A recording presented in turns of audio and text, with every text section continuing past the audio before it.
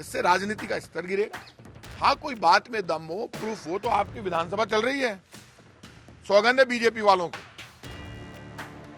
और यदि वो असली माँ के बेटे हैं और असली दूध पिया है तो विधानसभा में लेकर आना सारे आरोप, और आरोप में दम हो तो टेबल करना। मेरी गारंटी है सदस्यता चली जाएगी। क्या झूठे आरोप, अखबार में इस्तिगासा छप गया और आप डायरेक्ट चीफ मिनिस्टर के ऊपर आरोप लगाने लग गए। शर्म नहीं आती? वैभव गहलोत पे पहुंच गए। काय की आक्रामक है, अखबारों में आक्रामक है, वो दिनों को नहीं, दरेड़ा है चुनाव सू।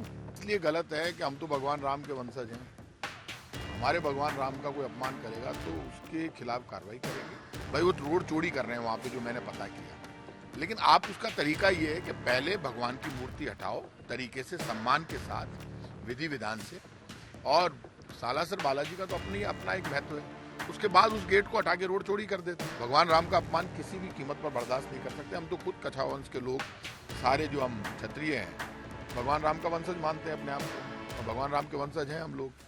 बीजेपी आरोप लगा रही है कि ये तुष्टीकरण की राजनीति कांग्रेस करती है और इस तरह से बात। देखिए, ये इश्यू भारतीय जनता पार्टी या कांग्रेस का नहीं, लेकिन एक बात समझ लीजिए, भगवान राम का गेट वहाँ बना हुआ है और भगवान राम की यदि वहाँ मूर्ति लगी हुई थी, और यदि पीडब्ल्यूडी के लोगों ने, जो आप मुझे बता रहे हैं, जिस ढंग से गिराया, तो गलत है। इसलिए गलत है कि हम तो भगवान राम के वंशज हैं, हमारे भगवान राम का कोई अपमान करेगा तो उसके खिलाफ कार्रवाई करेंगे। ये हर व्यक्ति की जिम्मेदारी होती है कि किसी की भी भावनाएं आहत नहीं होनी चाहिए। यदि भगवान राम की मूर्ति गलती से भी उनसे गिरी है तो उनको सफाई देनी चाहिए, माफी मांगनी चाहिए। भाई वो रोड चोरी कर रहे हैं वहां पे, जो मैंने पता किया, लेकिन आप उसका तरीका ये है कि पहले भगवान की मूर्ति हटाओ तरीके से, सम्मान के साथ, विधि विधान से। और सालासर बालाजी का तो अपना एक महत्व है, उसके बाद उस गेट को हटा के रोड चोरी कर देते हैं। अब वो गलती से भी यदि गिरा तो उनको माफी मांग लेनी चाहिए, नहीं कार्रवाई होगी, 100% रगड़ देंगे, क्या फायदा होगा उससे? ये किसी अधिकारी को गलतफहमी नहीं होनी चाहिए, ये राम का देश है, भगवान राम का अपमान किसी भी कीमत पर बर्दाश्त नहीं कर सकते। हम तो खुद कछा वंश के लोग सारे, जो हम क्षत्रिय हैं, भगवान राम का वंशज मानते हैं अपने आप को, और भगवान राम के वंशज हैं हम लोग। तो आप यदि इस तरह से हमारे भगवान राम का ही अपमान करोगे तो गलत है। हम सरकार में बैठे हैं, तो ऐसे में ये तय कर लें, जिन अधिकारियों ने गलती, उनके खिलाफ सख्त से सख्त कार्रवाई करेंगे। और भविष्य में मैं पीडब्ल्यूडी के और तमाम डिपार्टमेंट के अधिकारियों से कहूंगा, जहां भी इस तरह की भावनाएं लोगों की जुड़ी हुई है, वहां पर आप सोच समझकर सड़क का या कोई नया निर्माण कर रहे हैं तो विधि विधान से इस तरह की मूर्ति वगैरह का सह सम्मान, पूजा पाठ के बाद उनको अलग करके फिर आगे का डेवलपमेंट का काम होना चाहिए। यदि कोई इस तरह से गलत काम करेगा उसके खिलाफ सख्त कार्रवाई करेगा।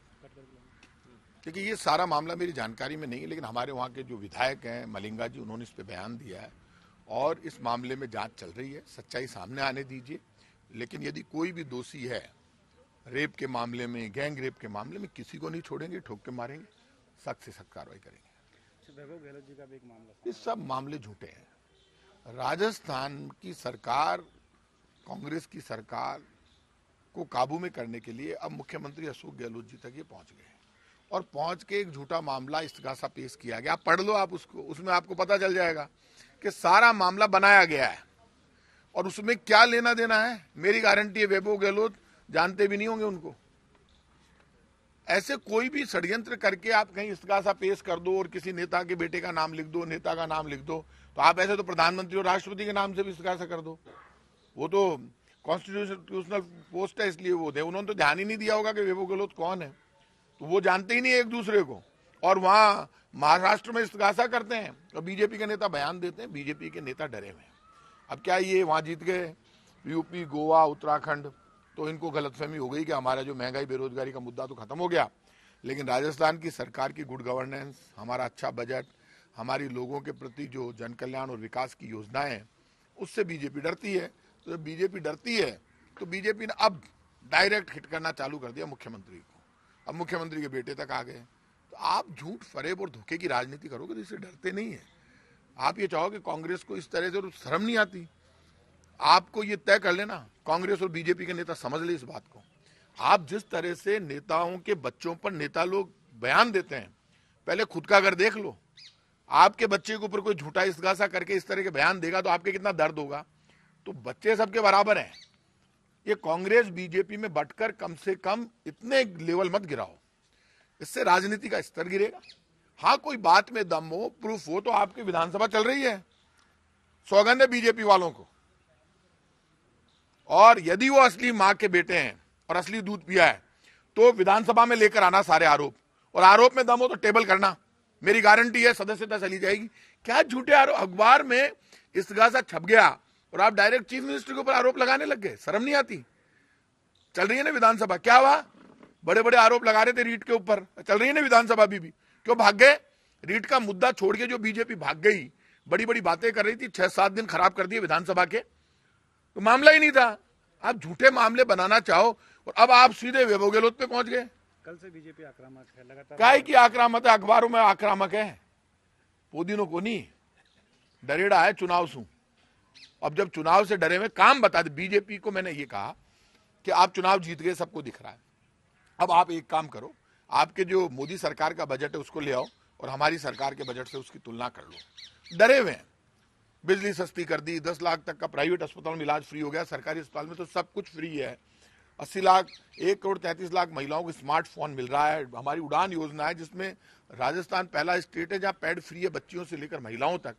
ऐसा कौन सा 80 लाख परिवारों को बुजुर्ग विकलांग विधवा पेंशन मिलती है, एक के घर में 3-3 हजार रुपए पेंशन के जा रहे हैं।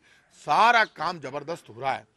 एक टैक्स हमने लगाया नहीं। महंगाई और बेरोजगारी कम करने के लिए शहरी रोजगार गारंटी कानून राजस्थान लेकर आया। राजस्थान पहला स्टेट बना है जो शहरों में रोजगार की गारंटी का कानून लेकर आया है। पहले मनमोहन सिंह जी की सरकार लाई केंद्र में और नरेगा के कारण पूरा देश चल रहा है, गांव गांव में लोगों को रोजगार मिल रहा है। अब इन लोगों ने पाप कर दिया वापस, अब ये आ गया अचानक अटैक करने पे। अब कह रहे हैं साहब ये ऐसा हो गया वैसा। मैंने भी देखा, लेकिन ये तो मामला बिल्कुल ही फर्जी है। और फर्जी मामला जो लोग नेता बयान दे रहे हैं, यदि उनमें दम है तो कल विधानसभा है, उसमें जरूर आना, लेके दम होना चाहिए आप में। फर्जी मामले फर्जी नेता उठा सकते हैं लेकिन फर्जी चीज को घोषित नहीं कर सकते, दम होना चाहिए।